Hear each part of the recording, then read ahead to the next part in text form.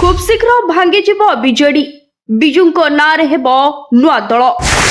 विजु जनता दल पई महंगा पड़िपारे गोष्ठी कंदल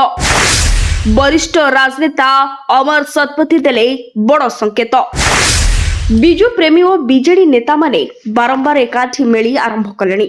शंख को करिवे बाय बाय 50 रु ऊर्ध्व नेता मिसी नुआ दल तैयारी करिवे दलर सांविधानिक विधि व्यवस्था अनुसार सभापति निर्वाचन हेब शंख चिन्ह बे ओडिशा पई अशुभ होई पड़िछि उत्तररु दक्षिण और पूर्वरु पश्चिम सबु असंतुष्ट बीजेडी नेता बे एकाठी विके पांड्यान षड़यंत्रु रक्षा पाइबा पई करूछंती नुआ रणनीति विजु जनता दल पई महंगा पड़िपारे गोष्ठी कंदल महाराष्ट्र भली नुआ समीकरण रे गठन हेब कि नुआ बीजेडी वरिष्ठ नेता अमर शतपथी कहिले लोक और कर्मी ठारू दूराई जाउछि बीजेडी सेपटे नवीन निवास रे पहुंचिलाणी बालेश्वर बीजेडी कली छामुआ संगठन ने मध्य बढ़ुछि विद्रोह साधारण निर्वाचन परे बीजेडी को बाय बाय करितबा वरिष्ठ नेता अमर शतपथी बुधवार गणमाध्यम को देइतबा बयान एभली किछि दिग आड़को इशारा करुछि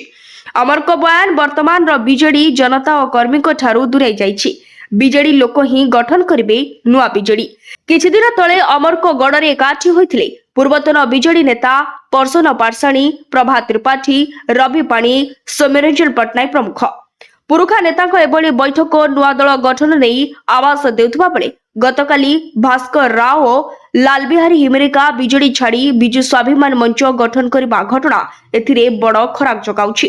सेपटे बीजेडी रे गोष्ठी कंदल एबे थमिबार ना नेउ नाही नवीन निवास रे पहुंची बालेश्वर बीजेडी कली रवि जेना को जिला सभापति करबा को दाबी नहीं शशि साहू को पत्नी तथा सिमुलिया विधायिका प्रार्थी सुभाषिनी साहू रेमुना प्रार्थी विदुस्मिता महालिक सह ब्लॉक अध्यक्ष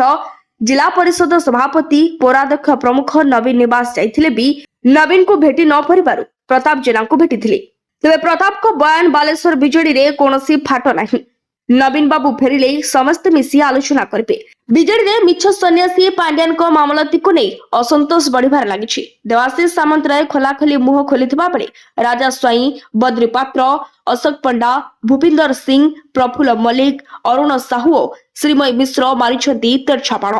छम संगठन भी विद्रोह बढ़िबार लागिछि जहा बीजेडी पई अडुआ सृष्टि करछि तेबे देखबाको बाकी रहिला आगको कोन घटुछि पांड्यान ओडिशा छाड़ुछंती कि बीजेडी भांगी खंड खंड हेउछि ब्यूरो रिपोर्ट बीएनएस लाइव।